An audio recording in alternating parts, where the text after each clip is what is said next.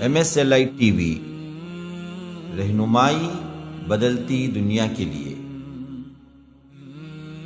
رمضان أقبل فالقلوب مريضة والنور أمسى خافتا بكياني قل لي متى يأتي الصباح بنوره ومتى ننصاع للإحسان.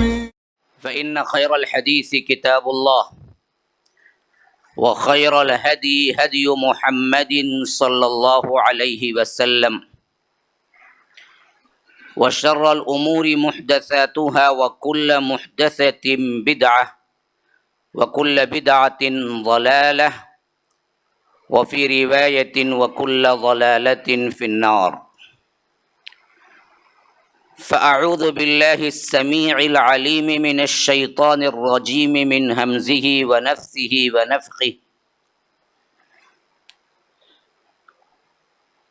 لقد رضي الله عن المؤمنين إذ يبايعونك تحت الشجرة فعلم ما في قلوبهم فأنزل السكينة عليهم وأثابهم فتحا قريبا. وقال أيضا ادعوهم لآبائهم هو أقسط عند الله فإن لم تعلموا آباءهم وإخوانهم في الدين ومواليكم اللهم أرنا الحق حقا وارزقنا اتباعه وأرنا الباطل باطلا وارزقنا اجتنابه. اللهم علمنا ما ينفعنا وانفعنا بما علمتنا وارزقنا علما.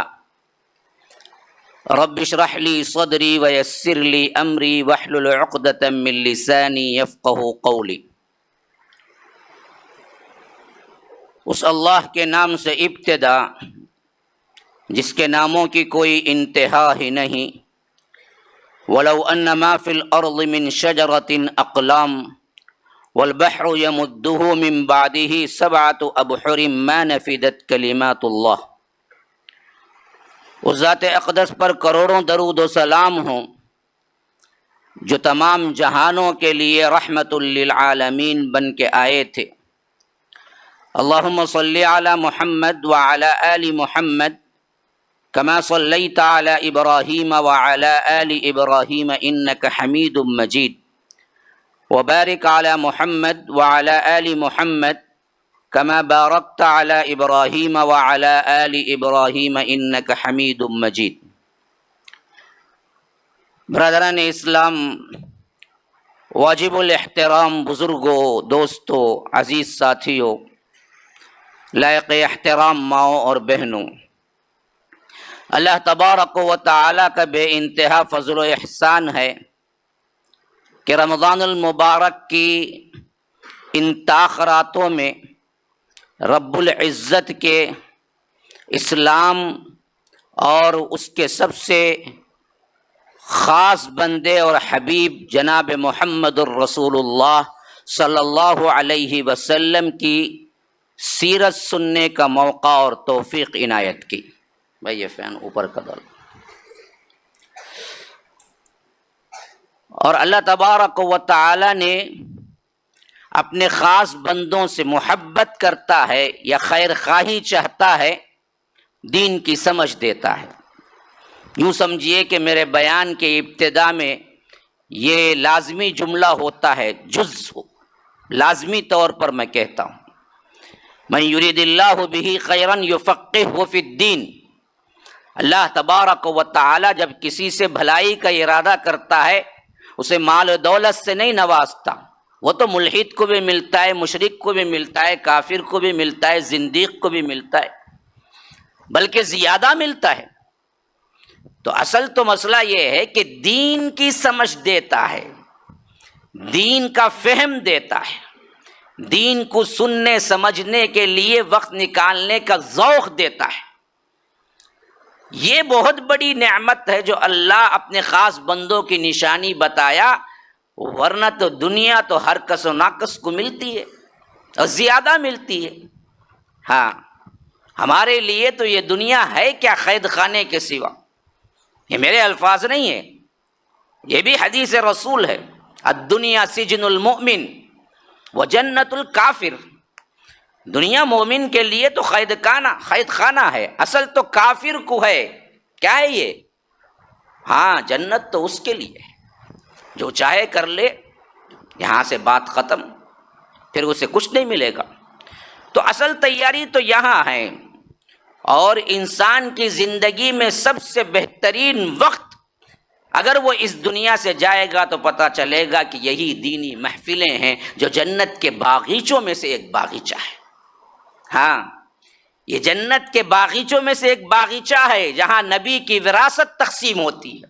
حضرت ابو ہریرہ مدینے کے بازار میں وفات کے بعد ایک مرتبہ نعرہ لگاتے ہوئے جا رہے تھے کہ وہاں نبی کی میراث تقسیم ہو رہی ہے اور تم یہاں دکانوں میں ہو. ہاں مدینہ منورہ کا بازار جہاں صحابہ دراصل تجارت کر رہے ہیں. کیسی تجارت ہوگی؟ ایماندار تجارت. ہاں کیسے لوگ ہوں گے؟ تاجر ہیں، لیکن وہ تاجر تو وہی مثل ہوں گے جیسے قرآن نے بیان کیا کہ لا تلہیہم تجارت ولا بیع عن ذکر اللہ. وہ ایسے بندے ہوتے ہیں جو تجارت میں بھی کبھی کیا نہیں کرتے؟ تساہل نہیں کرتے اللہ تبارک و تعالی کے ذکر سے، کبھی منہ نہیں موڑتے. لا تلہیہم تجارت ولا بیع، ان کی تجارتیں، ان کے بیع اور ان کی دکانیں خود بھی کیا ہیں؟ ذکر کے اڈے ہوتے ہیں. ماشاء اللہ ذکر کے محفلیں ہوتی ہیں، اللہ کو یاد کر. ایسے لوگوں سے حضرت ابو ہریرہ کہہ رہے ہیں کہ نبی کی وراثت وہاں مسجد نبوی میں تقسیم ہو رہی ہے اور تم ابھی تک یہاں ہو. لوگ بھاگتے دوڑتے گئے، دیکھا کہ کوئی وراثت تقسیم نہیں ہو رہی ہے، کوئی دولت تقسیم نہیں ہو رہی ہے. لوگ تو وہاں کوئی حدیث سنا رہا ہے، کوئی قرآن کی سمجھ کی محفلیں ہیں، کوئی تفسیر کی محفلیں ہیں، کوئی اسلام کے کیا ہیں تاریخ پڑھا رہے ہیں. کوئی تقسیم نہیں ہے دولت کی. دوڑتے آئے، کہا کہ ابو ہریرہ آپ نے تو کہا تھا وہاں نبی کی میراث تقسیم ہو رہی ہے اور ہم جا کے دیکھے وہاں پر سوائے دینی محفلوں کے کچھ ہے نہیں. تو حضرت ابو ہریرہ نے جواب دیا کہ پھر یہی تو نبی کی میراث ہے. نبی کب درہم و دینار چھوڑ کے جاتے؟ نبی کی میراث نہیں ہوتی. ہاں لم یورثوا دینارا ولا درہما، انبیاء نہ دینار چھوڑتے ہیں نہ درہم چھوڑتے ہیں. اگر وہ دینار اور درہم کو چھوڑ بھی جائیں تو وہ پوری بیت المال کی ہوتی ہے، وہ تقسیم نہیں ہوتی ان کے بیٹوں میں.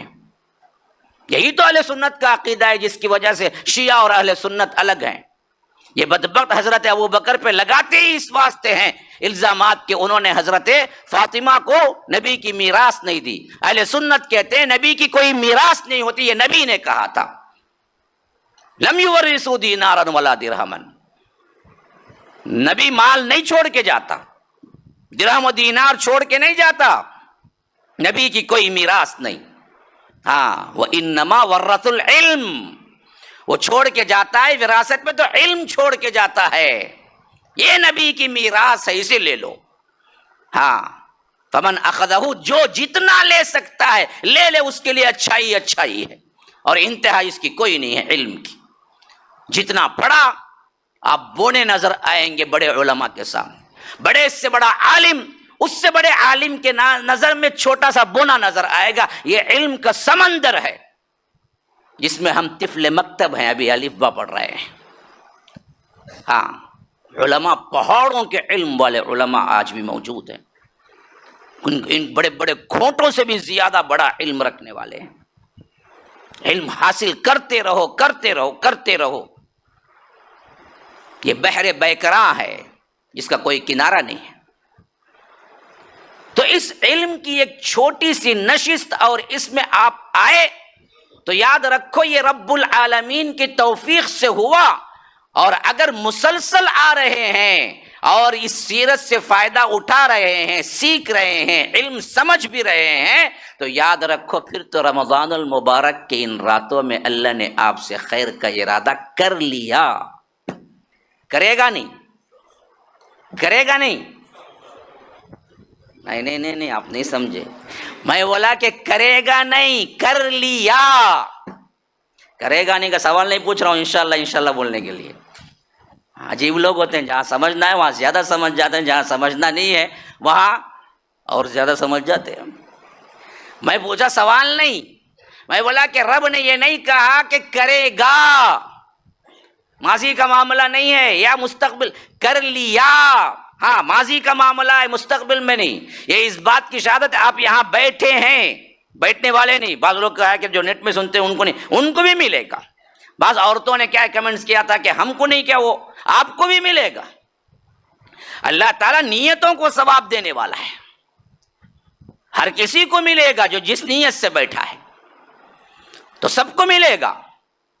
تو یہ محفلیں یہ خالی میرا ایک بیان یا یوں سمجھ لیجئے ایک دینی محفل کی نظر سے مت بیٹھیے، یہ تمام چیزیں بھی آپ کے ذہن میں رہیں کہ یہ رب کی توفیق سے اتنا بڑا گفٹ ملا ہے مجھے آج کہ میں یہاں حاضر ہو گیا۔ اللہ بچا لیا کہ فلاں کام میں اگر نکل جاتا یا فلاں مصروفیت آئی، فلاں کال آیا، فلاں دوستی کا پیغام آیا، اگر میں خدا نخواستہ نکل جاتا شاید یہ محفل مس ہو جاتی، اور یہ محفل کا مس کر لینا میرے لیے سب سے بڑی بدقسمتی ہے، شقاوت ہے۔ یہ احساس ہو تو یاد رکھو پھر ان محفلوں کو ڈھونڈ کے جائیں، یہاں پر نہیں۔ میں کہتا ہوں کہ زندگی کے کسی مرحلے میں کہیں بھی رہو، امریکہ چلے جاؤ، ایسٹرن کلچر میں وہاں کے کیا ہے ملکوں میں چلے جاؤ، اپنے کام کی نسبت سے علم سے کبھی رشتہ نہ توڑنا، جو رشتہ توڑتا ہے یاد رکھو وہ برباد ہو کے رہتا ہے۔ آج ہماری زندگیوں میں 5 سال 2 سال پہلے اچھے لوگ تھے، نوجوانی کا مرحلہ، نوجوانی دیوانی، کبھی داڑھی رکھ لیتا، کبھی شیونگ کر لیتا، کبھی جھبا خبے میں ایسا دکھتا فرشتہ معلوم ہوتا، کبھی پینٹ شرٹ پہننے کو اوپر نیچے پورا انر ویئر بھی دکھتا، کیا پہنتا، کائی کو ایسا بدل گا، ماحول کا اثر۔ یہاں جیسے تھا وہاں رہا، وہاں جیسے تھا وہاں رہا۔ تو دائمی طور پر ان لوگوں کے اندر اسلامی کلچر کو اپنانے کی ہمت نہیں ہوتی۔ وجہ کیا ہے؟ ان محفلوں سے ٹوٹ جاتے، پھر آزاد ہو جاتے۔ اس پہ جڑے رہنا بھی ایک بہت بڑی نعمت ہے۔ تو غرض کہ اس کو سننے کے لیے آپ لوگ آئے ہیں، ہو سکتا ہے دور دور سے بھی آئے ہوں، اللہ تعالیٰ اس کا اجر آپ کے لیے محفوظ رکھا ہوا ہے، اور یہ اجر جب دیکھیں گے تو سوچیں گے کہ کاش کہ ہم کبھی کسی وقت بھی کیا ہے مس نہ ہوئے ہوتے۔ تو سیرت خاتم النبیین صلی اللہ علیہ وسلم کے 30 اہم ترین واقعات جو آپ کی زندگی کو کیا بول رہا تھا میں؟ ہاں کم از کم عنوان یاد ہی نہیں ہے، چیک کر رہا تھا۔ ہاں آپ کی زندگی کو بدل کر رکھ دیں گے اس عنوان کے تحت۔ الحمدللہ ثم الحمدللہ ہم 5 ہجری تک پہنچ چکے۔ اگر سیرت کی تاریخی ترتیب کے اعتبار سے دیکھا جائے تو ابھی ہمارے پاس 5 سال ہے، کیونکہ 12 نبوت 11 ہجری 12 ربیع الاول اور 11 ہجری اللہ کے رسول صلی اللہ علیہ وسلم کی وفات ہے۔ وہاں تک پہنچتے پہنچتے شاید جن اہم ترین خصوصی عناوین پر مجھے گفتگو کرنا ہے میں اس کو لے سکوں گا یا نہیں۔ کبھی کبھی محسوس ہوتا ہے کہ بہت سے نکات ہیں اور وقت مجھے ملے گا یا نہیں، بس رب سے ہی سوال کرتا ہوں کہ اللہ وقت میں برکت دے اور سننے والوں میں ان لوگوں کے اندر وہ تڑپ پیدا کر دے کہ مجھے بولنے پہ بھی مجبور ہو جائے۔ ہاں سامنے محفل بیٹھی ہے لیکن اسے چائے کی فکر ہے، پانی کی فکر ہے، پیٹ میں درد دکھتا، نیچے بھاگو، اوپر آؤ، نیچے دیکھو۔ ایسے لوگوں سے اب سنانا بھی کیا نہیں ہوتا، دل نہیں چاہتا۔ ہاں عوام وہ ملیں جن پہ کیا ہے کچھ دینے کی شوق ذوق آئے کہ ان کو یہ لے سکتے ہیں۔ آپ دیکھیے یہ گلاس بھرا ہوا ہے اس واسطے کہ ہم نے کیا کیا، پانی ایسے ڈالا ہے۔ اب میں بلاؤں ہمارے صاحب کو، ذمہ دار آتے ہیں پانی رکھتے ہیں ماشاءاللہ، میں کہوں کہ لو جی گلاس الٹا دیا، اب چلاؤ پانی، کتنا پانی اندر جائے گا؟ وہ تو پانی بالکل اڈیل رہے ہیں۔ ہاں لیکن میں نے گلاس الٹی کر دی اور کہا کہ پانی لگاؤ، کتنا پانی اندر جائے گا؟ وہ پورا جگ بھی ڈال دیں گے تو ایک خطرہ اندر نہیں جائے گا۔ ایسے برتن لے کے ہم بیٹھیں جہاں پر اندر داخل ہی نہیں ہوتا ہے، پھر میں آپ کو دوں علم لیکن پورا الٹا رکھا ہوا ہے برتن، تو اندر کیا جائے گا؟ برتن میں لینے کی سکت بھی تو ہونا جی، تب جا کے علم اندر پہنچے گا نا۔ تو پورا اٹریکشن اور ہمتن گوش جسے کہتے ہیں، گوش اصل میں کیا یہ فارسی لفظ ہے، یہ میں استعمال بھی کرتا ہوں، ہمارے پاس اردو اچھی نہیں، آدھا تمل آدھا اردو ملا کے بولتا ہوں۔ ہاں، اردو ہمارے پاس آتی نہیں. ہمتن گوشت کا ایک لفظ ہے، میں استعمال کرتا ہوں. فارسی میں گوشت کہتے ہیں کان کو، ہاں، تن کہتے ہیں جسم کو. ہمتن گوشت کا مطلب ہوتا ہے کہ پورا جسم کان بنا لو سننے کے لیے، غور سے. جسم کا ذرہ ذرہ گویا کہ سن رہا ہے، ایسے بنا لو تو پھر بات بیٹھتی ہے. او القى السمع وهو شہید، جو غور سے سنتا ہے، جو ہمتن گوش بن جاتا ہے اور جو حاضر ہو جاتا ہے اپنے پورے مائنڈ کے ساتھ، جسم کے ساتھ تو حاضر ہے ہی، ہاں، لیکن بیٹھے بیٹھے کیا ہے، خراٹے مارتا ہے. کہاں؟ محفل میں. ماشاء اللہ سے اتنی آواز بلند ہونے کے بعد ایسا غصہ آتا مجھے، اللہ اکبر. پھر بھی کیا کرنا ہے، کچھ کر نہیں سکتے نا ہم، کیا کریں گے ویسے بھی. ہاں، سب لے کے کیا ہے اسے ابھی اٹھا کے چاہ دینا، ذرا چاہ پی لو تبھی کم از کم سونا کو بات ہو. سویا تو خراٹے تبھی مارنا، وہ کم از کم دوسرا کو بھی ڈسٹرب ہوتا تو بولنا پڑتا ہے. تو ایسے بھی لوگ مل جاتے ہیں. تو بہرکیف اللہ تبارک و تعالیٰ کے فضل و کرم سے اس میں بہت بڑی کیا ہے ہمارے لیے اور میرے لیے خاص طور پر یہ بیوٹی، یہ خوبصورتی نظر آئی کہ اس میں لوگ سنے، واقعتاً پارٹیسپیٹ کیے اور یاد کیے، نوٹس بنا رہے ہیں. کئی ایسے ہیں جو کیا ہے ہم کو پتہ نہیں ہے لیکن اس سے بہت فائدہ اٹھا رہے ہیں، لائف کے ذریعے بھی فائدہ اٹھا رہے ہیں. یہ نورانی محفلیں ہمارے پاس بہت کم رہ گئی ہیں. اللہ تبارک و تعالی ہماری زندگیوں میں اسی طرح رمضان المبارک کو لے آتا رہے اور ہماری زندگیوں میں بار بار یہ رمضان المبارک کا مہینہ آتا رہے. کہ غرض کہ ہم پڑھ رہے تھے اللہ کے رسول صلی اللہ علیہ وسلم 5 ہجری میں غزوہ بنو مصطلق کے لیے نکلے، اور یہ کوئی بڑا غزوہ نہیں تھا. اس میں ایک قابل ذکر بات صرف یہی ہے کہ غزوہ کرنے پہنچے اور یہ لوگ بھاگ گئے، اور وہ سردار کی بیٹی حارث بن ابی ضرار، ان کی بیٹی حضرت جویریہ نکاح میں آئی اور نکاح کر کے اللہ کے رسول صلی اللہ علیہ وسلم قیدیوں کو آزاد کر دیا، واپسی کی راہ لی.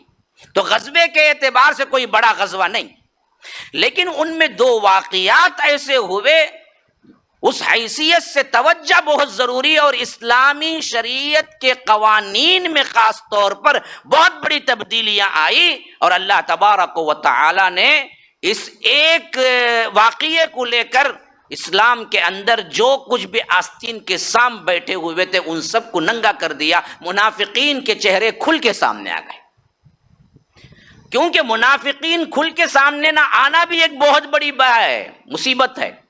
دشمن ہے لیکن دوست جیسا ریئیکٹ کر رہا ہے پتہ نہیں کب کیا ہے، اکیلا دیکھ کے چھرا گھونپ دے گا. اس سے بہتر یہ ہے کہ دشمن کون ہے یہ جانکاری آپ کو پہلے سے ہو. بظاہر وہ کیا ہے، جھک جھک کے سلام کرتا ہے، وہ بظاہر کیا ہے آپ کے ساتھ رہتا ہے، آپ سمجھتے ہیں دوست، لیکن وہ اصل میں طاق میں رہتا ہے کہ کب موقع ملے تو کیا ہے ان کے پیٹ پہ چھرا گھونپ دے. تو یہ تو خطرناک ترین لوگ ہیں. تو ان کو بار بار جانچنا، جس طرح ہم جھلنی سے چھانچتے ہیں اس طرح چھانچتے رہنا، نکال کے پھینکتے رہنا، تبھی جماعت کو سیف ہے. ورنہ منافقین جماعت میں بھر گئے تو پھر وہ جماعتیں بہت جلد ٹوٹ جاتے ہیں. یہ تو قیامت تک رہنے والی جماعت ہے. تو اللہ تبارک و تعالیٰ جب جب وہ واقعات لاتا تھا جس کے ذریعے سے منافقین چھٹ کے الگ، لیکن اب یہ دور آخری دور میں داخل ہو رہا تھا اور اللہ کے رسول صلی اللہ علیہ وسلم کی وفات بھی قریب آ رہی تھی. اب اس کے بعد قیامت تک کے لیے کوئی فائنڈ آؤٹ نہیں کر سکتا کہ فلاں منافق ہی ہے فلاں نہیں ہے. تو اس واسطے اس وقت ضروری تھا کہ سب کے چہرے کھل کے سامنے آ جائیں. تو وہ واقعات بھی آنا شروع ہو گئے. میں نے 3 واقعات کی ابتدا تو کر دی لیکن اختتام نہیں کیا. انشاءاللہ وہ تمام کے تمام اختتام اس مجلس میں ہوں گے انشاءاللہ.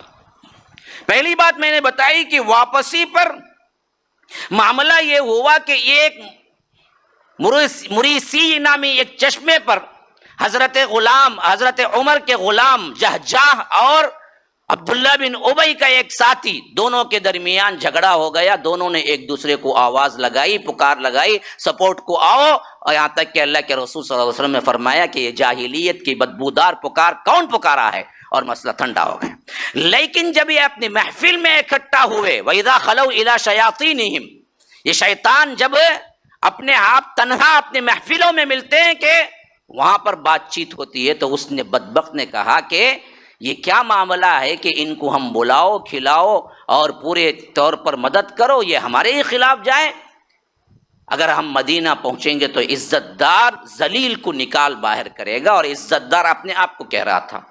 وہاں ایک صحابی تھے جو ان منافقین سمجھ نہیں سکے کہ یہ سچے پکے صحابی ہیں، نو عمر لڑکے تھے، زید ابن ارقم۔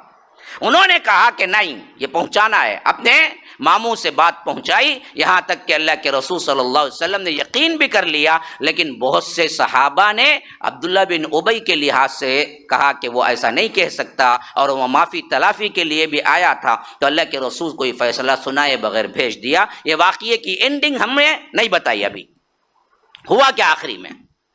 اسی طرح میں نے بتایا کہ پھر آگے چلے اور ایک جگہ پڑاؤ ڈالا، وہاں پر ایسے ہوا کہ حضرت عائشہ مس ہو گئی۔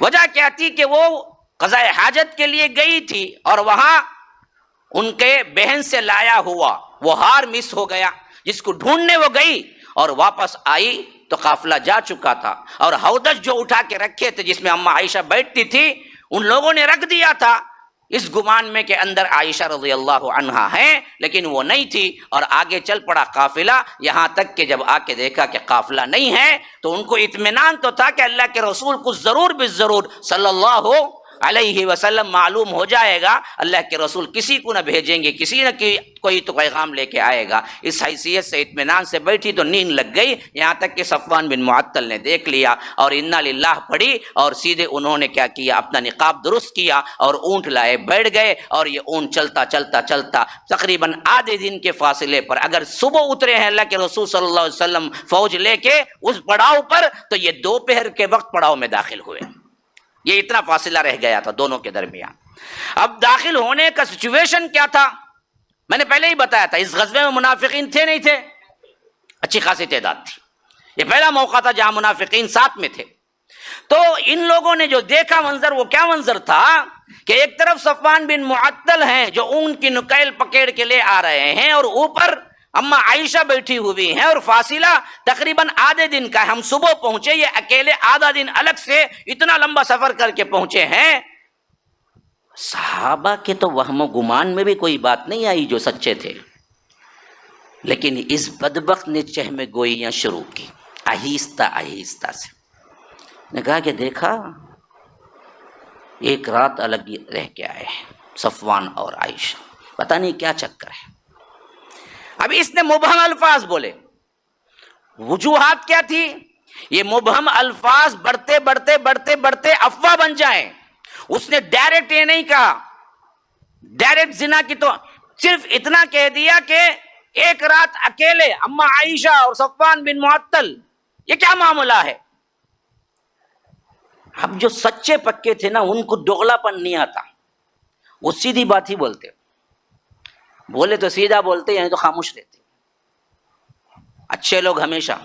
اب جن کے دماغ صاف تھے وہ یہ مبہم بات نہیں کر سکے، انہوں نے کیا کیا، اس اثر کو قبول کیا، تو سیدھے سیدھے کہہ دیا کہ اما عائشہ اور صفوان بن معطل کے ساتھ کوئی نہ کوئی زنا کا معاملہ ہے، نعوذ باللہ ثم نعوذ باللہ، بس بدکاری ہوئی ہے۔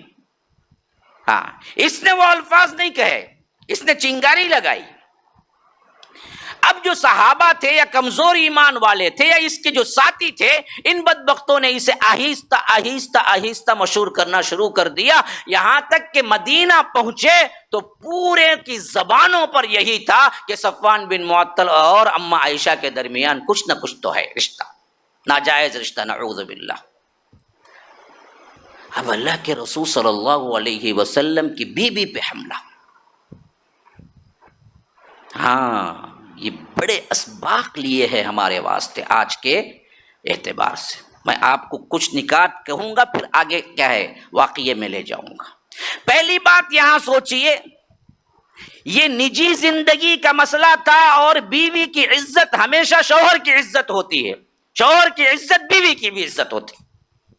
ہن لباس لکم وانتم لباس لہن، بیوی شوہر کے لیے لباس ہے، شوہر بیوی کے لیے لباس ہے، یعنی ساتر ہے۔ لباس کا ایک مطلب صرف وہی نہیں ہے، دوسرا مطلب ہے ساتر ہے، یعنی ان کے عیوب کو چھپانے والا شوہر بیوی کا عیوب کو چھپانا ہے اور بیوی شوہر کے عیوب کو چھپانا ہے، ان دونوں کے درمیان کے معاملات کے اظہار کیا نہیں کر سکتے، آپ باہر نہیں بیان کر سکتے۔ یہ گھر کی عزت خود ہی برباد کرنے کے برابر ہے۔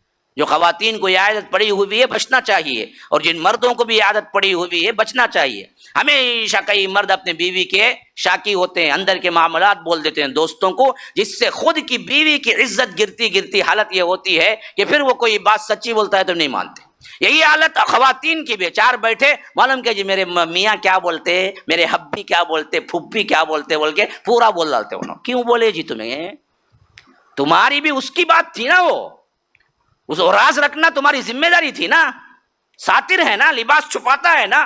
میرے جسم کے عیوب چھپانے والا یہ لباس ہے، لباس بھی ہے اور دوسرے زینت بھی ہے جی۔ میں اس واسطے ہی یہ پہن کے آیا کہ خیر یہ نہیں ہے کہ ساتھ میں زینت، تو اسی طرح عورت مرد کی زینت ہے، مرد عورت کا زینت ہے، اس کے اندر دراڑیں ڈالیں گی تو خاندان میں پھوٹ پڑ جائے گی۔ تو اللہ کے رسول صلی اللہ علیہ وسلم کی بیوی پہ تہمت لگانا گویا کہ کیا ہے، اللہ کے رسول صلی اللہ علیہ وسلم کے کیریکٹر اور انتخاب پہ تہمت لگانے کے برابر ہے۔ اسی واسطے اس معاملے میں بہت ہی محتاط رہنا چاہیے کہ زبانوں پر کسی کی بیوی کے سلسلے میں زبان نہ کھولے۔ تمہیں کوئی اختیار نہیں ہے، کوئی بات مصدقہ پہنچی ہے تو بھی صرف آپ ان کو کہہ سکتے ہیں جس سے کوئی بات امید ہے کہ معاملہ حل ہوگا۔ عوام میں کہتے نہیں پھرنا اور رشتہ داروں میں کہتے نہیں پھرنا، ورنہ خاندانوں کے خاندان تباہ ہو جائیں گے۔ اور یہ تباہی چاہتا کون؟ آج کا میڈیا، آج کے مشرکین، آج کے منافقین، آج کے مسلمانوں سے دشمنی رکھنے والے۔ یاد رکھو، یہی اسی واسطے کیا کرتے ہیں، موویز ایسے بناتے ہیں، خاندانی سیریز ایسے بناتے ہیں جن میں بدگمانی پر مبنی اور کھلواڑ اور خاندانوں کے بربادیوں پر مبنی ہوتے ہیں۔ انہیں کیا بولتا، پکچر بھائی اس میں گانے گینے نہیں دیکھتا، وہ گانے آئے تو میں ذرا آگے بڑھا لیتا، باقی کا خالی سیریل دیکھتا کرتے انہیں۔ کئی کو انہیں جو بولتا پورا، اب یہ جو درس دے رہا ہوں نا میں، درس یاد رکھو، سیریل دیکھنے کا پاور 10 سے 1000، پورا رمضان 30 درس دے کے میں مکمل کرا تو اتنا اثر نہیں ہوگا، تم 20 منٹ کی مووی دیکھ کے اتنا اثر لے گو۔ دیکھنے میں سننے میں بڑا فرق ہوتا ہے، یاد رکھو۔ وہ لوگ اپنا کلچر اور اپنے لحاظ سے ذہن بناتے ہی نہیں موویز کے ذریعے، اور ہم اثر لے کے ہمارے خاندانوں میں بربادی یہی ہے۔ اکا دکا کوئی میاں بیوی سکون سے ہوں گے؟ بتائیے آپ، ہمارے گھروں میں جھگڑے نہیں ہیں لے کر میاں بیوی میں؟ کتنے مسائل، 2 دن اچھا نہیں گزارا، تیسرے دن کیا ہے، روٹ لے کے چلے جاتا، یا تو انہیں جاتی یا انہیں جاتا، پھر مناؤ سمجھاؤ، پھر 2 دن اچھے نہیں تو کچھ مسئلہ۔ کیوں خوشگوار زندگی نہیں چلتی؟ ہاں، حالانکہ بیوی میں دوستوں میں بڑا مشہور ہوتا، بڑا ہنسی مذاق والا ہے، بڑا اچھا ہے، لیکن بیوی اور شوہر کی زندگی دیکھو ہمیشہ کچ کچ کچ کچ۔ یہ سب ہم نے خود لے لیا سر درد مول کے۔ یہ موویز، یہ یوٹیوب، یہ ٹی وی نکالو نا، یاد رکھو تمہاری زندگی خود بخود سدھر جائیں گی، تمہارے بچے بھی سدھر جائیں گے۔ ہاں، ان کا کلچر ڈالنے کا ایک بہت بڑا ذریعہ ہے، یہ بیان ہی نہیں ہے، بیان سے بڑا پاورفل ذریعہ ہے۔ اسی لیے منافقین یہاں پر دیکھو، بدر میں یہ کام نہیں ہوا 2 ہجری، احد میں یہ کام نہیں ہوا 3 ہجری، خندق میں یہ کام نہیں ہوا 5 ہجری۔ گویا کہ ہجرت نبوی سے لے کر 5 ہجری تک ان بدبختوں نے اندازہ لگانا شروع کیا کہ ان مسلمانوں میں ہم بگاڑ کہاں سے لائیں۔ تو پہلا اندازہ کیا تھا؟ وہی اندازہ تھا جو عام دشمنوں کا ہے، ان کو مارو، ان کے حوصلے پست کرو، ان سے لڑائیاں کرو، اور انہیں کسی نہ کسی طرح کمزور کرو اور ان کو زخمی کرو۔ یہ پورا کام کیا ان لوگوں نے 5 سالوں میں، ہر قسم کا کام کیا، لڑائیاں ہوئی، اپنا مال سب کچھ قربان کیا، لیکن بدر میں اللہ نے فتح دے دی۔ احد میں فتح شکست بول نہیں سکتے، لیکن پھر بھی کوئی بڑی بربادی تو نہیں، اللہ کے فضل سے بہت جلد مسلمان پھر اٹھ کھڑے ہوئے، کچھ نہیں کر سکے۔ خندق میں تو زبردست مار پڑی اور پوری دھاک بڑھ گئی، یہاں تک کہ مشرکین کو اللہ کے رسول نے کہہ دیا اس کے بعد ہمت بھی نہیں کریں گے حملہ کرنے کی۔ اب منافقین یہ پورا دیکھ رہے تھے، یہ یہودی ذہنیت ہے نا، بڑی چال باز ذہنیت ہے اور بڑی بزدل ترین اور دسیسے کار ہے۔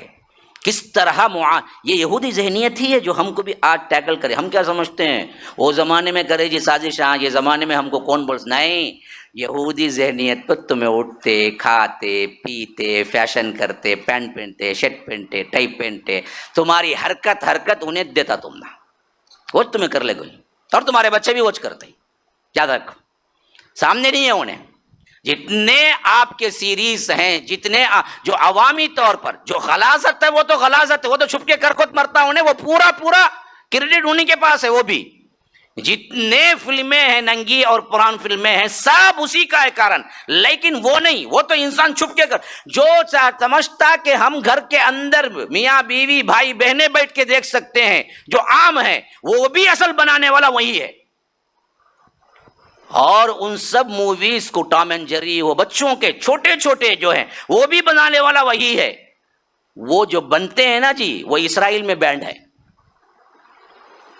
اسرائیل میں بنتے وہ، لیکن اسرائیل میں بینڈ ہے، وہ ان کے بچوں کو بتانا بینڈ ہے وہ، کیونکہ اس کا اثر کتنا ہوتا ہے وہ ان کو خود معلوم ہے، کیونکہ انہیں بنایا نا انہیں۔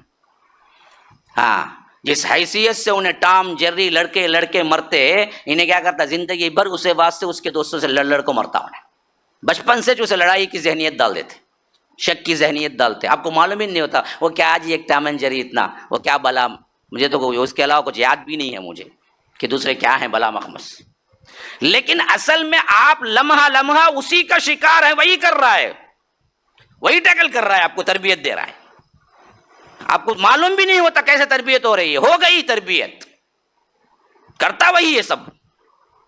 اور کسی کی ہمت نہیں ہوتی کہ ٹی وی میں کیا ہے کیبل نکال کے دیکھیں، بیوی کی ایک آواز خالی، یہ کیبل 2 دن سے نہیں ہے، بولی نہیں کیا جی ادے بھیجتا ہوں فوراً کیا ہے لگا کر، 2 دن ٹی وی خراب ہو کر دے، گھر میں لڑائیاں شروع ہو جاتے، اس کا تمہیں ہونا تو جاؤ جی بلا گئی، ٹی وی والے کو بھیجو برابر کر کو چھوڑی دے، انہیں گتی، انہیں ہی معلوم، میں نہیں تو انہیں 1000 دن بھی رہ لیں گے، ٹی وی نہیں سے 1 دن بھی نہیں رہیں گے ملک، اسے ہی معلوم۔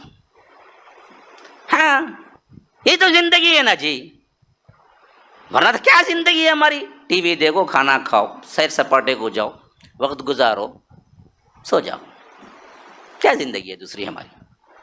دیکھو بعض لوگ اس سے ہٹے تو تعلیم پڑھاؤ، بچہ اچھا پڑھنا، کیا کرنا اس کا سے حرام کھاؤ، رشوت لو، کیا تبھی کرو، اچھے اسکول میں پڑھنا، پڑھ کے انہیں کیا بولتا، بڑا ہوتے ہی انہیں ایک انگریز نکلے گا ہوا تمہیں باہر نکلو بولتا انہیں، پڑھانے کی سزا اسے۔ پورا نظام ہمارا اصل میں ان کے تحت ہی چل رہا ہے پورا۔ ہاں ہم سمجھتے ہی نہیں ہے اس بات کو، ہم ذرا سا ادراک کر لیں گے تو پھر ہمارا نظام سسٹم گھر کا پورا تبدیل ہو جائے گا۔ میں اسی لیے بڑی گہرائی کے ساتھ آپ سے گفتگو کر رہا ہوں، اللہ کرے کوئی ایک خاندان بھی ان باتوں پر عمل کرنے کا تہیہ کر لے تو میرے مستقبل کے لیے کیا ہے، ایک بہترین کھیپ تیار ہو جائے گی، ایک بہترین جماعت تیار ہو جائے گی۔ ہمیں کیسے زندگی گزارنا ہم کو نہیں معلوم ہے آج دنیا کے اندر۔ تو ان بدبخت منافقین نے یہ 5 سال مشاہدہ کر کے دیکھ لیا کہ اگر ہم فوجی لحاظ سے مسلمانوں کو کمزور کرنا چاہیں گے، طاقت کے لحاظ سے کمزور کرنا چاہیں گے، ہتھیار کے لحاظ سے کمزور کرنا چاہیں گے، باوجود وہ کم ہونے کے یہ لوگ کچھ کم نہیں ہوں گے، کیونکہ ان کی فتح نہ ہتھیار پہ ہے، نہ تعداد پہ ہے، نہ لشکر پہ ہے، نہ طاقت پہ ہے۔ دیکھ لیا انہوں نے، بدر میں 313,000 مقابلہ، ادھر 700 3000 اللہ نے جیت دی، ادھر 3000 10,000، تو دیکھ لیا کہ ان کی فتح نہ طاقت ہے، نہ ہتھیار ہے، نہ ان کا کیا ہے فوجی تعداد ہے، کچھ نہیں ہے، ان کا اخلاق ہے جو ان کو اصل میں آگے لے کے جا رہا ہے۔ اخلاق پہ حملہ کرو، ان کے معاشرے میں توڑو، بے حیائی لاؤ۔ یہ اس زمانے کا کام تھا جو انہوں نے سمجھا، وہی کام آج تک ہم کو توڑانے کے لیے یہ میڈیا کر رہا ہے، خواہ وہ کسی قسم کا ہو۔ یاد رکھو، جس کے شکار ہم ہو کے بھی ہم کو معلوم نہیں کہ ہم شکار ہو گئے۔ یہ 5 سالوں میں انہوں نے سمجھ لیا، جب تک ان کے اندر بے حیائی نہیں آئے گی، جب تک ان کے اندر خاندانی نظم نہیں ٹوٹے گا، جب تک ان کے اندر ایک دوسرے کی معاشرتی اعتبار سے میاں بیوی کا احترام اور تقدیس باقی رہے گی، ہم ان کے معاشرے کو توڑ نہیں سکتے تھے۔ لاؤ اس کے لیے تو یہی سازش تھی، یہ پہلی سازش جو کر رہا تھا عبداللہ ابن ابی، اور اسی سازش پہ دوسرے تمام آج کے میڈیا اور آج کے تمام باطل اور دشمنان اسلام کرتے آ رہے ہیں، جس سے ہمارا خاندان نام کا مسلمان ہے، کام کے اعتبار سے کوئی یہودی ہے، کوئی نصرانی ہے، کوئی کیا ہے مشرک کے اندر ہے، کوئی کیا ہے دوسرے کلچر میں ایسا لت پت گرا ہوا ہے، اس کو پتہ بھی نہیں کہ اس کا انگ انگ لمحہ لمحہ غیر مسلموں کی مشابہت میں گزرتا ہے۔ ہاں، اب عبداللہ بن ابی نے سمجھ لیا اب حملے سے ہتھیار سے کام نہیں چلے گا، کیونکہ ہتھیاروں کی جنگ ہے ہی نہیں ہے، کتنے کم ہتھیاروں کتنی کم تعداد ہو یہی فتح ہوتے ہیں۔ وجہ کیا ہے؟ ان کے اندر کا سسٹم معاشرہ، اس کو توڑو۔ اس کو توڑنے کے لیے بدبخت نے بڑا لمبا شکار کیا، اس نے دیکھا کہ اگر رسول کی بیوی پر ہی اس طرح کی تہمت رکھ دی جائے اور اس حیثیت سے صحابہ کے اندر ہی بات آئے کہ رسول کی بیوی ایسا کری تو پھر ہماری بیویاں کریں گے یا ہماری بہنیں کریں گے، تو پھر کیا ہے، وہ تو رسول کی بیوی ہے نا جی۔ اور جب ہر آدمی رسول کی بیوی پر گفتگو زنا کی حیثیت سے کرنے لگے گا تو اس کا منہ بے حیائی کے اعتبار سے کھلنے لگے گا۔ اسی لیے اللہ نے اس پر بڑی ڈانٹ نازل کی سورہ نور میں، 10 آیتیں مدح میں اتری حضرت عائشہ کی، ہاں، جس میں اللہ نے ڈانٹ کے طور پر کہا وَلَوْلَا إِذْ سَمِعْتُمُوهُ، جیسے ہی تم نے سنا اسی وقت کیوں نہ کہہ دیا کہ هَذَا بُهْتَانٌ عَظِيمٌ، یہ بہت بڑا بہتان ہے، تم مانے ہی کیوں؟ پہلے ماننا ہی غلط تھا، لیکن سچویشن ایسے بنا معاشرے کا ہر فرد وہی گفتگو، صبح وہی تو وہی نیوز، حتیٰ کہ اللہ کے رسول صلی اللہ علیہ وسلم بھی متاثر ہوئے بغیر نہیں رہے۔ یا رب، ایک دوسری بات سمجھو اس سے، جو لوگ نعرے لگاتے تھکتے نہیں ہیں اللہ کے رسول کو سب معلوم تھا، عالم الغیب تھے، اگر پہلے معلوم ہوتا تو اللہ کے رسول کیوں اس سے متاثر ہوتے؟ گردن نہیں مار دیتے عبداللہ بن ابی کی بلا کر، اور جو لوگ کہہ رہے تھے ان کو بلا کر مجھے معلوم ہے عائشہ پاک باز ہے۔ 1 مہینہ شدید کرب میں گزارا، شدید کرب میں، کیونکہ خود کی بیوی کی صفائی دینے پر لوگ بولیں گے ہاں بھائی آپ کی بیوی اس واسطے بولتی تو وہ شہادت بھی چلے گی نہیں، اور ادھر وہی کوئی نہیں آئی، اللہ کے رسول کو معلوم نہیں تھا حقیقت کیا ہے، اور ادھر ہر آدمی بات کرتے نظر آتا تو اللہ کے رسول کو بہت دکھ ہوتا کہ میرے خاندان میری بیوی کے بارے میں اس طرح کی باتیں ہیں، حتیٰ کہ اتنا مجبور ہوئے کہ صحابہ سے رائے لینے لگے، ہاں، ایک سے جو قریبی صحابہ تھے۔ ابو بکر تو خود باپ ہیں، ان سے کیا رائے لیں گے، وہ خود پریشان۔ حضرت عمر سے پوچھا، حضرت عمر نے جواب دیا اللہ کے رسول، کیا آپ نے حضرت عائشہ سے شادی اپنی مرضی سے کی یا رب کی؟ کہا کہ رب کی مرضی سے، رب کا حکم تھا نا جی، ہاں، اللہ نے خواب میں عطا کیا تھا۔ اللہ کے رسول نے فرمایا جبرائیل مجھے ایک اوڑھنی میں، ایک ریشم کے کپڑے میں ایک چیز لا کے دی ہے، میں نے اٹھا کے دیکھا تو وہ عائشہ تھی۔ اسی کی طرف حوالہ کرتے ہوئے عمر نے کہا کہ اللہ کے رسول یہ آپ انتخاب کیے یا اللہ نے؟ کہا کہ اللہ نے۔ تو جب ہمارے انتخاب ہی میں غلطی نہیں ہوتی بیوی کے سلسلے میں، ہم بہتر سے بہتر دیکھ کے کرتے، جب اللہ نے آپ کو دیے تو اس میں کیا خامی ہوگی؟ سبحان اللہ، کیا جواب دیا دیکھیے، ہاں، جب اللہ نے منتخب کر کے دیا ہے، ہمارے انتخاب میں ہم 10 قسم کی چیز دیکھتے کہ میری بیوی میری بیوی میری بیوی، تو اللہ نے انتخاب کر کے اس میں کیسے خامی ہو سکتی؟ تو اللہ کے رسول خوش ہوئے، زید بن حارثہ سے پوچھا جو خاص متبنہ بیٹے تھے، اپنے امہات المومنین میں سے پوچھا، حضرت زینب سے پوچھا، ام سلمہ سے پوچھا، سب نے ایک ہی گواہی دی، ہم نے عائشہ کو سوائے خوبیوں اور بہتری کے علاوہ کوئی برائی نہیں دیکھی۔ ہاں، صرف حضرت علی ہیں جو اللہ کے رسول کے غم کو سنبھالا نہیں کر جا رہا تھا حضرت علی سے، تو انہوں نے الگ جواب دیا، انہوں نے یہ جواب دیا کہ اللہ کے رسول آپ کے لیے عورتوں کی کمی نہیں ہے، اگر آپ کچھ محسوس کرتے ہیں تو طلاق دے دیجئے، دوسرے سے شادی کر لیجئے۔ یعنی ان کا جو غم کا ماحول تھا اللہ کے رسول کا، جو چہرے سے عیا ہو رہا تھا کہ جتنی پریشانی وہ سہ رہے تھے دلی طور پر، وہ برداشت نہیں ہوا حضرت علی سے، تو انہوں نے کہا کہ اللہ کے رسول اس کے لیے اتنا زیادہ آپ غمگین، مجھے صبر نہیں ہوتا، آپ چاہیں تو طلاق دے دیں اور دوسری سے کر لیں۔ خاص ان کی لونڈی جو تھی اماں عائشہ کی، ان کو بلا کے بھی پوچھا تم نے کوئی خامی دیکھی ہے عائشہ میں رضی اللہ عنہا؟ تو اس لونڈی نے کہا کہ اللہ کی قسم میں نے سب سے بڑی برائی صرف اتنا دیکھی کہ وہ کبھی کبھی چھوٹی بچی ہے نا، روٹی کے لیے آپ کو آٹا گوندتی ہیں اور جب آنے میں آپ کی دیر ہو جاتی ہے تو گوندتی گوندتی سو جاتی ہیں، بکری آ کے کھا جاتی ہے، اس سے بڑی غلطی میں نے کوئی نہیں دیکھی۔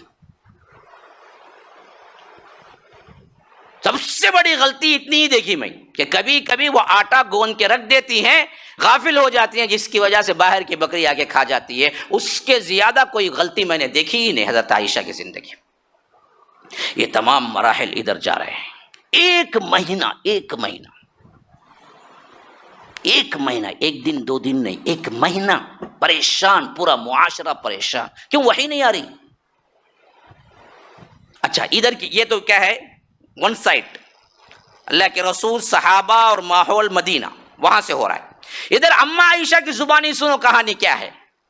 اماں عائشہ رضی اللہ عنہا کہتی ہیں کہ مجھے اس کا کچھ بھی پتہ نہیں چلا کہ باہر کیا ہو رہا ہے۔ وجہ کیا بنی کہ میں بنو مستلق سے جیسے ہی مدینہ پہنچی مجھے سخت بخار نے آ لیا اور میں بہت بیمار پڑ گئی۔ یہ بیماری لمبی مدت تک کھینچتی رہی، یہاں تک کہ ایک مہینہ گزر گیا۔ مجھے باہر کا ماحول کچھ نہیں معلوم تھا کہ مجھ پر کیا الزام ہوا ہے، کیا کچھ ہو رہا ہے، کبھی اللہ کے رسول نے بھی گفتگو نہیں کی، کبھی مجھے معلوم بھی نہیں ہوا کہ میرے بارے میں کیا ہو رہا ہے۔ یہاں تک کہ رات کا موقع تھا، مجھے قضاء حاجت کے لیے جانا تھا، میری تیمارداری کرنے والی اور میری دور کی رشتہ دار بھی تھی ایک صحابیہ ام مستح، جن کے بیٹے کا نام مستح تھا، وہ ان کی ماں تھی، وہ خدمت کے طور پر آئی ہوئی تھی اماں عائشہ کے لیے۔ تو انہوں نے کہا کہ چلیں ساتھ چلیں، رات کا ماحول میں کوئی ساتھ لے کے جاتے تھے اس زمانے میں، کیونکہ دور دراز کے لیے چلے جاتے تھے۔ تو وہ ساتھ جب لے کے جا رہی تھی، پہلے ہی جسم کمزور تھا، بخار تھا، تو ساتھ میں جا رہے تھے، تو اچانک سامنے پتھر آیا اور مستح گر پڑی، مستح گر پڑی، تو ان کی زبان سے اچانک نکلا ہلک مستح، مستح ان کا بیٹا ہے۔ مستح جو مستح کی ماں ہے، اماں عائشہ کو لے کے جا رہی ہے کہ اچانک ٹھوکر لگی، گری، تو مستح کی زبان سے نکلا کہ ہلاک مستح ہلاک و برباد ہو۔ اماں عائشہ نے کہا اپنے بیٹے کو بد دعا دیتی ہو، وہاں کے بدری ہیں، مستح جو ہے نا وہ بدری صحابی ہے۔ انہوں نے کہا کہ کیا بات ہے، آپ اپنے ہی بیٹے کو بد دعا دے رہے ہیں، اور ویسے بھی وہ خالی صحابی نہیں، وہ بدری صحابی ہیں جن کے بارے میں اللہ تبارک و تعالیٰ نے بڑی فضیلت نازل کی ہے، آپ اپنے بیٹے کو کیوں کہہ رہے ہیں کہ ہلک مستح؟ تب جا کے مستح نے کہا کہ آپ کو معلوم نہیں اماں عائشہ، آپ کی عزت پہ حملہ کرنے والے جو لوگ باہر باتیں کر رہے ہیں ان میں میرا بیٹا بھی شامل ہے، اس واسطے میں نے، آپ کی عزت مجھے عزیز ہے، میرا بیٹا مجھے عزیز نہیں ہے، اس واسطے میری زبان سے نکلا کہ ہلاک مستح۔ تب جا کے اماں عائشہ نے پوچھا کہ کیا ہوا میرے ساتھ؟ انہوں نے کہا آپ کو معلوم نہیں؟ کہ مجھے کیا معلوم؟ کہا کہ آپ اور صفوان بن معطل کے درمیان کچھ غلط باتیں پوری مدینے میں مشہور ہو رہی۔ نے کہا کہ ایسا ہوا؟ کہا کہ ہاں ایسا ہی ہوا۔ تب جا کے میں محسوس کرنے لگی کہ اللہ کے رسول کا سلوک بھی میرے ساتھ کچھ دنوں سے بدلا ہے۔ تب اماں عائشہ کہتی ہے میں بعد میں جب پورا قصہ سن لی، گھر آئی، تو تب میں نے سوچا کہ ہمیشہ میں بیمار پڑتی تھی تو اللہ کے رسول جس حیثیت سے میرے تیمارداری میں اور میرے معاملے میں اور صحت میں دلچسپی لیتے تھے ویسے نہیں لے رہے تھے گزشتہ کیس میں، تو اصل واقعہ تو پیچھے یہ ہے، لیکن کنفرم بھی کرنا تھا۔ اماں عائشہ بڑی ذہین بھی تھی، کہتی ہیں کہ میں نے انتظار کیا، جب اللہ کے رسول صلی اللہ علیہ وسلم گھر آئے تو میں نے چپکے سے پوچھا کہ میں اپنے گھر ماں باپ کے گھر جانا چاہتی ہوں، میکہ جانا چاہتی ہوں۔ اللہ کے رسول صلی اللہ علیہ وسلم بغیر کسی روک کے، بغیر کوئی لفظ کہے، نارمل کہا کہ ہاں جاؤ۔ ان کو شک یقین میں بدل گیا، ہاں اللہ کے رسول کچھ ناراض ہے میرے سے. اگر میں میکہ جا رہی ہوں اور اللہ کے رسول سے پوچھوں تو اللہ کے رسول روکتے، اللہ کے رسول کچھ الفاظ تو بولتے، لیکن فوری اجازت دے دی کہ جاؤ تم گھر. اب میں سیدھے گھر کو آ گئی. گھر کو آنے کے بعد ام رومان جو ان کی ماں ہیں، سگی ماں، حضرت ابو بکر کی کئی اور بھی بیویاں ہیں، ان میں حضرت عائشہ کی جو اماں تھی وہ رومان ہے، ام رومان جو اللہ کے رسول کی ساس تھی. تو ان کو صدیق اکبر کو کہا کہ مجھ پہ کیا بیت رہا ہے پتا ہے آپ کو؟ کہا کہ پتا ہے. وہی تو ہم بھی پریشان ہیں، تو مجھ سے بولے کیوں نہیں؟ کہا کہ کس منہ سے بولتے، ہمارے پاس کیا ایویڈنس ہے؟ ہم بولیں گے بھی تو لوگ کیا سمجھیں گے؟ یہ تو لڑکی کے ماں باپ ہیں، سائڈ تو انہی کی لیں گے. پھر جب مجھے ادراک ہوا کہ مجھ پہ کیا پڑی تو میں اتنا روئی اتنا روئی اتنا روئی اتنا روئی کہ آنکھوں میں آنسو نہ رہے. ایک عزت ایک عورت کی اتنی بڑی چیز ہے، یاد رکھو. اگر وہ باحیا ہے اور اس کی عزت پہ حملہ ہو جائے تو اس سے بڑی متاع اس کے لیے دنیا میں کوئی اور نہیں ہے. آج عزتیں روزانہ نیلام ہو رہی ہیں اور ہمارے بے حیا خاندانوں کے اندر باتیں ہو رہی ہیں، اور نہ ہمارے بچیوں کو کوئی غم ہوتا ہے. 10 لڑکوں کا الزام بھی لگتا ہے، پھر بھی انہیں شادی کر کو چل جاتی ہے آرام سے، پھر بچے بھی ہو جاتے، زندگی بھی گزار. یہ عورتوں کا نہیں، یہی حال مردوں کا بھی ہے. کالج کی لائف میں، فلاں کی لائف میں اس کے پیچھے پٹیاں پڑی ہوئی تھی کہتے، وہ انہیں فخر سے شادی کے بعد بیوی کے سامنے بٹھا کو بولتا وہ پٹی 2 دن میرے ساتھ تھی، انہیں تھی. ہاں ماشاء اللہ کیا ہے نا میرا شوہر کتنا خوبصورت تھے، اتنے پٹے وہ رکھا بولتا انہیں. کیا بے حیائی کی انتہا ہے جس کو ہم بے حیائی نہیں سمجھتے. بے حیائی کی انتہا ہے. رمضان المبارک میں بھی ہم بے حیائی سے نہیں بچتے. ہاں اللہ کی قسم نہیں بچتے. کیونکہ میں ہمیشہ کہا کرتا ہوں نا، میں ہوں تو کچھ نہیں، لیکن اللہ نے عوام میں کچھ رتبہ دے دیا، یہ رب کا فضل. کیسے کیسے کال آتے ہیں، کیسے کیسے سوال آتے ہیں، میں حیران رہ جا. رمضان المبارک میں بھی یہی کر رہا ہے بندہ. مسجنی کی اپنے ہاتھ سے منی نکالنے کی عادت، جسے ہینڈ جاب یا دوسرا کوئی نام کہتے ہیں، وہ بتا نہیں کیا بدبخت نام ہے اس کا، پتا نہیں. پرسوں ایک بندہ پوچھ رہا ہے کہ رمضان سحری کے بعد میں نے کیا، روزہ ہے یا نہیں ہے؟ حالانکہ یہ کرنا ہی حرام ہے، عام دنوں میں بھی حرام ہے. عام بات ہو چکی ہے، بالکل عام. ٹھٹائی، بے حیائی. سوال بھی کر رہا ہے. خیر اس نے سوال اچھی نیت سے کیا کہ پوچھ لے مسئلہ کہ روزہ رکھنا پڑے گا یا نہیں، یا قضا دینی پڑے گی، بہر کیف وہ الگ مسائل ہے. لیکن اب عام شیڈول ہماری زندگی کا اور ہمارے نوجوانوں کا کیا ہو چکا ہے. دیکھو، لڑکیوں کی عزت کی کوئی پرواہ نہیں. 1000 مردوں کے ساتھ ان کی نسبت دی جائے اور اسی کے ساتھ ساتھ نکاح کا پیغام بھی آ جائے، اس پر 1000 قصے. اگر نکاح ہونے کے بعد کتنے لوگ ہیں جو آ کے مجھ سے پرسنل کہے ہیں کہ افیئر چل رہا ہے، دوسرے نکاح میں ہے افیئر چل رہا ہے. مسلمان گھرانوں میں متقی پرہیزگار نماز بھی پڑھتی کہتے انہیں، اور 4 شوہروں کو بھی رکھی ہے کہتے ساتھ میں. چلتا ہے نا، چلتا ہے معاملہ. بد کرداری کے اعتبار سے نام کا آ جانا بھی اتنا زیادہ عورت کو اور باحیا عورت کو تکلیف دیتا ہے کہ وہ سوچتی ہے کیوں نہ میں اس سے پہلے مر گئی ہوتی، کہ بدنامی کا داغ مجھے نہ لگتا. حالانکہ وہ صحیح تھی. اما عائشہ اسی واسطے کہتی ہیں کہ جب مجھے معلوم ہوا کہ میرے بارے میں صفوان بن معطل کے ساتھ باتیں ہو رہی ہیں تو میں سوچ کے اتنا روئی حتیٰ کہ آنسو تھم گئے. رونے کے لیے کوئی آنسو نہیں نکل رہا تھا. یہی وہ موقع تھا. یہ سین اینڈنگ میں آ رہا ہے. 30 دن کے بعد اور اما عائشہ صدیق اکبر کے گھر جانے کے بعد اللہ کے رسول صلی اللہ علیہ وسلم ایک مرتبہ آئے جہاں ام رومان بھی تھی، صدیق اکبر بھی تھے اور حضرت عائشہ بھی تھی، اس کے علاوہ کوئی نہیں تھا. کہا کہ عائشہ، پہلے اللہ کے رسول صلی اللہ علیہ وسلم نے خطبہ پڑھا جیسے ہم خطبہ پڑھتے ہیں. ہاں، ان الحمد للہ نحمدہ، شہادت دی اللہ کی. پھر رسول کی، جیسا خطبے میں، پھر اما بعد کہہ کے اللہ کے رسول نے کہا کہ عائشہ سنو، کیا معاملہ ہے، اگر کچھ ہو گیا غلطی تو اللہ سے معافی مانگ لو، اللہ بہت بڑا معاف کرنے والا، رحم کرے۔ گویا کہ اللہ کے رسول بھی متاثر ہو چکے ہیں ان افواہوں سے۔ عبداللہ بن ابی، اتنے گرم سخت افواہ تھے، یاد رکھو کبھی کبھی افواہیں اتنا بڑا کام کر جاتی ہیں، جنگوں سے نہیں ہو سکتا ہے وہ کام۔ اگر اس کی سب سے اہم ترین مثالیں دیکھنا ہے تو آپ گزشتہ کرونا میں دیکھ لیجئے حالات کیا ہوئے تھے۔ حالانکہ وہ سوائے افواہ کے کچھ نہیں تھے، حقیقت تو بہت کم 5% بھی نہیں تھی۔ ہاں، اور ایسی چیزیں امت میں اس سے پہلے کئی مرتبہ آئی اور گئی، افواہیں نہیں تھی تو نہ کبھی حرم بند ہوا، نہ کوئی مسجد کا دروازہ بند ہوا۔ اس پہ بولا تو مجھے میرے منہ کو پکڑ لیے، میں مجبور ہوں، کیا کروں۔ افواہ 95% تھا اصل حقیقت۔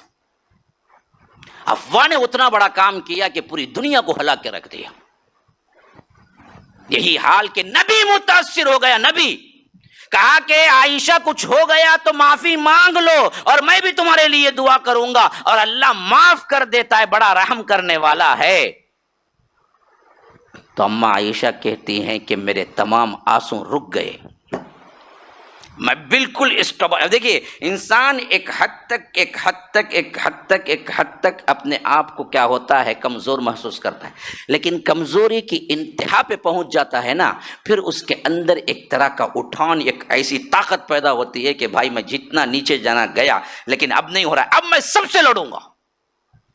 یہ کیا ہوتا ہے، یہ ایک بالکل الگ پوزیشن۔ تو اماں عائشہ نے جب دیکھا کہ اللہ کے رسول بھی یہی پوچھ رہے ہیں اور اللہ کے رسول بھی ان افواہوں سے متاثر ہو چکے ہیں، تو اللہ کے رسول صلی اللہ علیہ وسلم کی زبان سے جب یہ نکلا کہ غلطی ہو گئی، دعا کر لو، معافی مانگ لو، میں بھی تمہارے لیے دعا، تو اماں عائشہ کہتی ہیں کہ میں نے اپنے آنکھیں پوچھ لی، ایک خطرہ پھر نہ نکلا، میں اسٹبانڈ ہو گئی۔ میں نے کہا کہ اللہ کے رسول، آپ ایک ایسی بات کے لیے ہم سے کہہ رہے ہیں جس کا ہم حاشیے دماغ میں بھی سوچ نہیں سکتے، اور اگر میں ہاں کر دوں تو آپ لوگ سچ جانیں گے، حالانکہ وہ صحیح نہیں ہے، اگر میں نہ کر دوں تو آپ لوگ مجھے مانیں گے نہیں، حالانکہ حقیقت اللہ میرا بہتر جانتا ہے۔ آپ کے بولنے کا مقصد تو ایسا معلوم ہوتا ہے کہ میں ہاں کر کے کہوں کہ ہاں صفوان بن معطل کے ساتھ کوئی رشتہ تھا میرا، تو آپ لوگ مان لیں گے، حالانکہ یہ حق نہیں ہے۔ اگر میں حق کہوں کہ میں بالکل بری اور پاک ہوں تو آپ مانیں گے نہیں، تو اب شکوہ کس سے؟ شکوہ میں صرف اپنے رب سے کروں گی، شکوہ میں اب رب سے کروں گی۔ اماں عائشہ کی پھر طبیعت اتنی بے باک، اور بے باک کا مطلب ہے اتنی نڈر ہو گئی کہ وہ خاموش پلٹ کے کہتے ہیں کہ ابھی اللہ کے رسول بیٹھے ہی ہوئے تھے کہ ایک طرف کروٹ بدل کے بالکل دوسری طرف کروٹ رکھ کے لیٹ گئی۔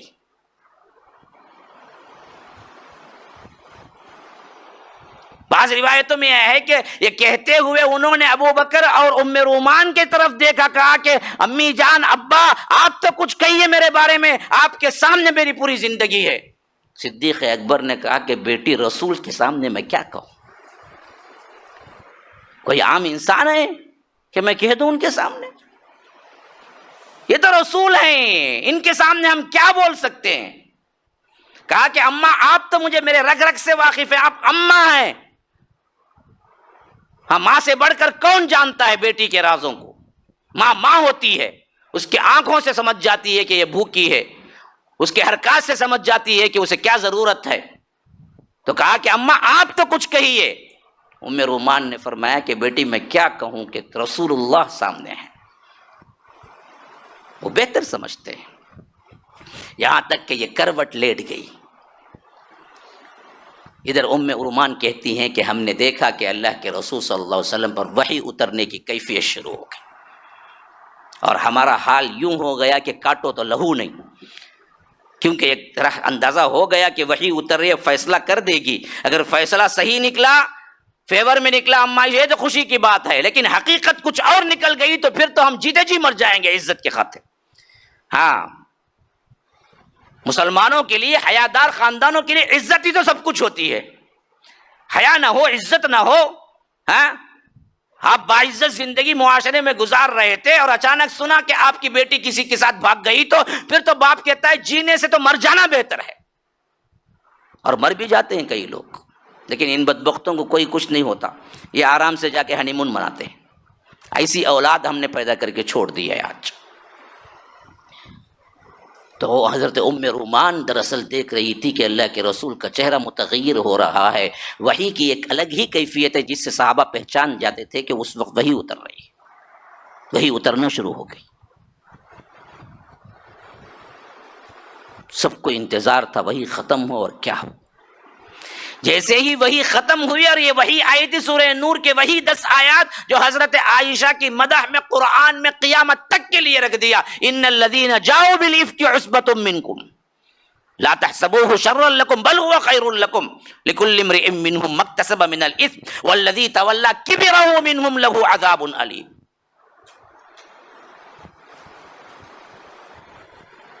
یہ جھوٹی بات جو تمہارے پاس آئی تھی، اس پر فوری طور پر تم نے کیوں نہیں کہہ دیا کہ یہ بہتان عظیم ہے؟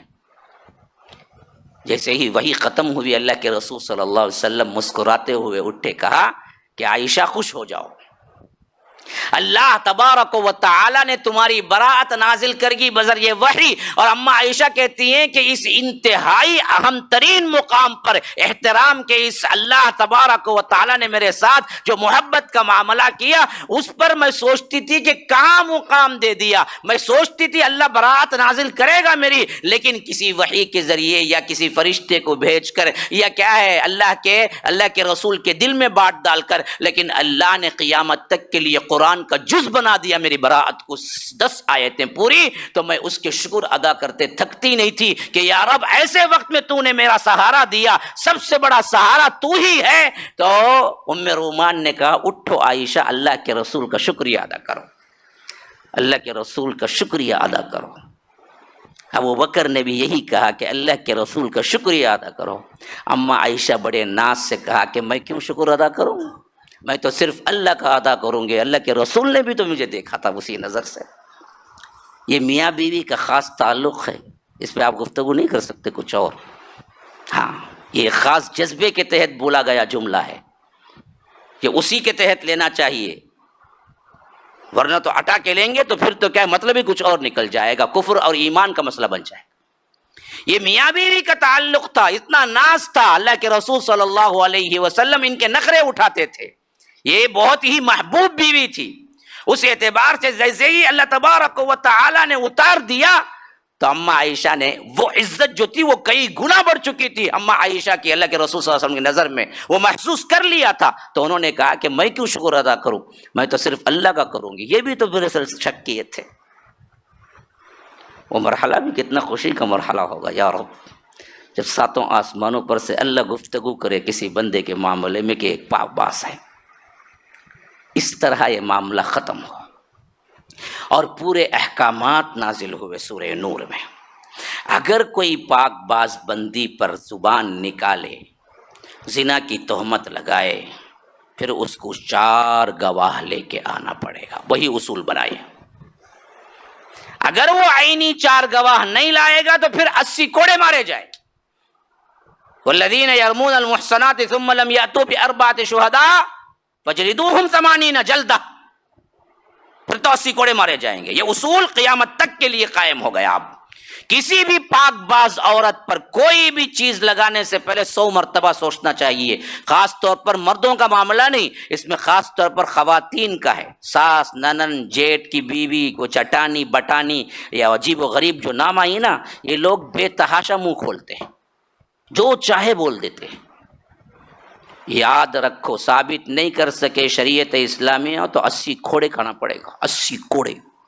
اسی واسطے جب یہ حکم نازل ہو گیا تو اللہ کے رسول نے صحابہ میں دیکھا کہ کس کی زبان سے وہ جملہ نکلا۔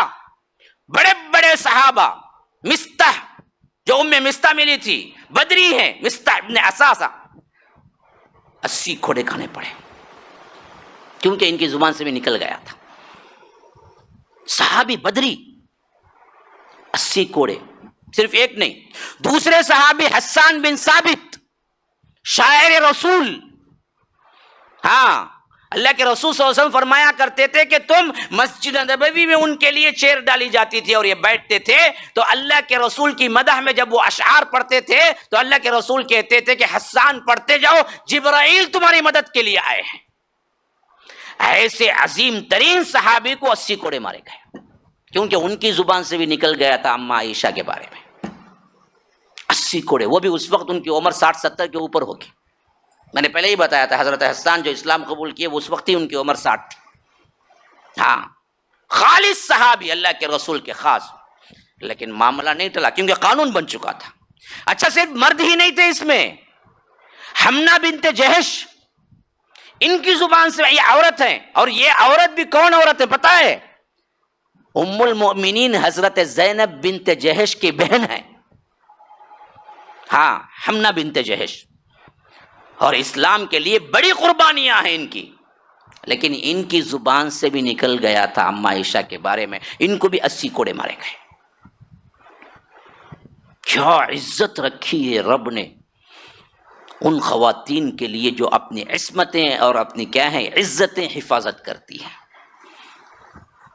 3 بڑے بڑے صحابہ کو 80 کوڑے، 2 مرد صحابہ، ہاں، ایک حسان بن ثابت، ایک مصطح بن اساسہ، اور ایک عورت صحابیہ حمنہ بنت جہش۔ ہاں، عبداللہ بن ابی کو کوڑے نہیں لگے، یہ سراغنا تھا۔ یہ میں نے بتایا نا، اس نے مبہم الفاظ استعمال کیے، ڈائریکٹ نہیں بولا۔ چنگاری لگائی، آگ کسی اور نے لگائی، اس نے چنگاری لگائی، یہ بچ گیا۔ ایک بات۔ دوسری بات، مفسرین کہتے ہیں اس واسطے بھی بچ گیا کہ اس کی سزا کا تعین آخرت میں جہنم میں ہو چکا تھا، اور یہاں سزا پانے کا مطلب یہ تھا کہ گناہ معاف ہو جائے، اس واسطے اللہ کے رسول نے سزا نہیں دی اسے۔ یہاں سزا مل جاتی نا جی، پھر وہ گناہ معاف ہوتا نا، کیونکہ اب سزا مل گئی تھی حمنہ بنت جہش کو، حسان بن ثابت کو، تو پھر سزا معاف ہو گئی، وہاں آخرت کی سزا نہیں۔ جو بندہ کوئی گناہ کرتا ہے اسے سزا یہاں مل جاتی ہے تو یہ معافی کے برابر ہوتا ہے۔ ہاں، تو اب سزا سے بچانا تو نہیں تھا وہاں پر، تو اللہ کے رسول صلی اللہ علیہ وسلم سے نہیں دیا، یہ چھوٹ گیا، یہ آرام سے رہا۔ لیکن جو مخلص صحابہ تھے ان پر 80 کوڑے مارے گئے۔ ہاں، اس طرح یہ معاملہ ختم ہوا۔ 1 مہینے بعد صحابہ سکون کا سانس لیے، اللہ کے رسول صلی اللہ علیہ وسلم اطمینان کا سانس لیا۔ ذرا بھی کسی کو عقل ہے واقعتاً سوچنے کی، وہ سوچ کے دیکھے، اگر عالم الغیب اللہ کے رسول ہوتے، سب معلوم ہوتا، تو پھر یہ 1 مہینہ جو پریشان رہے کیا کر رہے تھے؟ نعوذ باللہ ثم نعوذ باللہ، ایکٹنگ کر رہے تھے۔ جب اللہ کے رسول کو سب معلوم تھا، پہلے دن ہی کہہ دیتے کہ میری عائشہ ایسا نہیں کر سکتی، مسئلہ ہی ختم۔ اور ایک دوسری بات یاد رکھ لو، ان بچیوں کے لیے، ان خواتین کے لیے جہاں پر الزامات لگ جاتے ہیں اور وہ پوری زندگی ڈسٹرب ہو جاتی ہیں، ان کے لیے اللہ پر توکل کرنے کا ایک بہت بڑا پیغام ہے۔ صبر کرو، وقت آئے گا ایک دن اللہ ننگا کر کے رکھے گا جنہوں نے الزام لگایا ہے۔ ہاں، صبر کرنا پڑے گا۔ اما عائشہ جیسے تقوی والی شخصیت کو 1 مہینہ برداشت کرنا پڑا، تو ہمارے جیسے ٹوٹے پھوٹے اعمال والے صدیاں صبر کریں گے، تو بھی کم ہے۔ لیکن ایک نہ ایک دن فیصلہ ہوگا اس کا بھی۔ جو لوگ بات بات میں غلط الزامات لگا دیتے ہیں، عورتوں پہ کیا ہے کچھ بھی بول دیتے ہیں، اور اس سے ان کا امیج خراب ہوتا ہے، تو یاد رکھو افسوس کرنے کی ضرورت نہیں، پریشان ہونے کی ضرورت نہیں، رب سب دیکھ رہا ہے۔ جب جہاں کس کو اتارنا ہے اتار دیتا ہے۔ یہ پہلے واقعے کی اینڈنگ، معاشرہ مضبوط ہو گیا، اور اب کوئی افواہ نہیں چلے گی، اور پورے عبداللہ ابن ابی کو ننگا کر کے رکھ دیا۔ میں نے پہلے بھی بتایا تھا، یہ اتنی زیادہ اہمیت رکھتا تھا اوس اور خزرج کے درمیان، مسلمان ہونے کا ناٹک کر کے جب جمعہ میں آتا تھا، اللہ کے رسول بھی منبر پہ چڑھنے پہ آتے تھے تو اٹھ کے کھڑا ہوتا تھا اور کہتا تھا کہ لوگوں، یہ اللہ کے رسول ہیں، ان کی اطاعت تم پر واجب ہے، اور ان کی مانو اور ان کی اطاعت کرو۔ یہ کہنے کے بعد اللہ کے رسول اپنے منبر پہ چڑھتے تھے۔ یہ بات بولا میں نہیں بولا؟ ہاں، لیکن ایسا ننگا کیا اس واقعے کے بعد اللہ نے اس بدبخت کو. جب اس کے بعد پہلا جمعہ آیا اور اسی طرح یہ اٹھ کے کیا کرنے لگا, بولنے لگا, تو اس کے اپنے قبیلے والے بولے کہ بیٹھ بیوقوف, تیری سب باتیں ہم کو معلوم ہیں. ہاں تو خود الزام لگاتا, تو خود کیا ہے ہمارے سے خار کھاتا, تیری کیا عزت کہ تو اب اٹھ کے کہے بیٹھ جا. بعض صحابہ تو اتنے غصے میں آیا کہ اسے ڈر لگنے لگا. اسی حیثیت سے کیا ہے لوگوں کو پھلانگتا ہوا بھاگا خطبے سے نکل کے. جب مسجد سے باہر نکلا کہ وہاں سے ایک صحابی آ رہے تھے انصاری, انہوں نے کہا کہاں بھاگ رہا ہے, اندر جا, ڈھکل کے چھوڑا ایک. ہاں وہ جو کہتے ہیں نا جی, دھوبی کا کتا گھر کا نہ گھاٹ کا, ایسا ہو گیا یہ بدبخت. ایسا پورے لوگوں کو پتا چل گیا کہ یہ بدبخت صرف باطنی ہے, اندر کا کچھ بھی ایمان نہیں ہے اس کو. اسی لیے حضرت عمر پہلے پوچھتے تھے کہ اللہ کے رسول اتنی اذیتیں دے رہا ہے, اسے قتل کر دوں. اللہ کے رسول صلی اللہ علیہ وسلم نے کہا کہ نہیں, جو لوگ نہیں سمجھ سکتے سچویشن کو, وہ لوگ کہیں گے کہ محمد اپنے ساتھیوں کو قتل کرتا ہے. نعوذ باللہ. بھائی جس کو معلوم ہے کیریکٹر اسے تو معلوم ہوگا. جو ابھی نیا نیا مسلمان ہوا ہے یا آ کر خبریں دور سے سنتا ہے, اسے معلوم ہوا کہ عبداللہ بن ابی کو خود اللہ کے رسول نے قتل کر دیا, تو وہ کیا بولے گا, بھائی خاص خاص صحابہ کو بھی اللہ کے رسول چاہتے تو قتل کر دیتے. بھائی انہیں تو صحابی ہی سمجھ رہا ہے نا, تو غلط نیوز جائے گی نا. تو اس واسطے اللہ کے رسول صلی اللہ علیہ وسلم نے اجازت نہیں دی حضرت عمر کو. لیکن جب یہ واقعہ ہوا اور وہ اٹھ کے بھاگا اور صحابی نے خود ڈھکل کے اندر کیا, دھوبی کا کتا گھر کا نہ گھاٹ کا ہوا, تو اللہ کے رسول نماز کے بعد عمر کو بلائے, کہا کہ عمر تم پوچھتے تھے نا قتل کروں قتل کروں, میں نے منع کیا نا تمہیں. اب جو حالت اس کی ہوئی ہے وہ بہتر ہے, نہیں ہم قتل کرنے پر جتنی افواہیں ہوتی تھی وہ بہتر ہے. کہا کہ اللہ کے رسول آپ کا آئیڈیا ہی بہتر ہے. واقعی آپ نے نہیں قتل کر کے بہت بڑی حکمت کا کام کیا.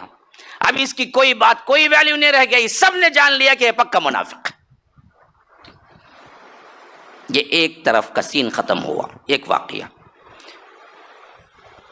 11 سوچ کی تمہیں اتل پتل ہوتے ہیں. اچھا اچھا,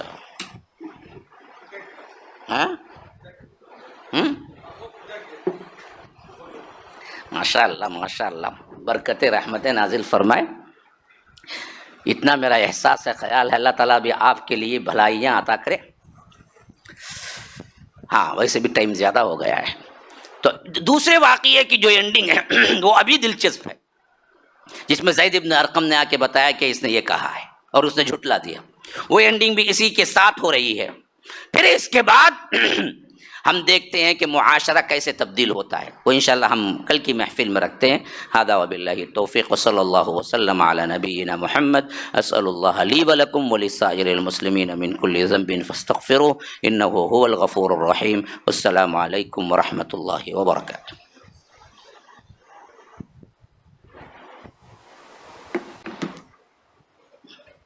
الحمدللہ آج کے انعام کا جو سلسلہ ہے ماشاء اللہ ٹوٹل 197 پارٹیسپیٹ کیے ہیں اور ونرز 98 ہیں.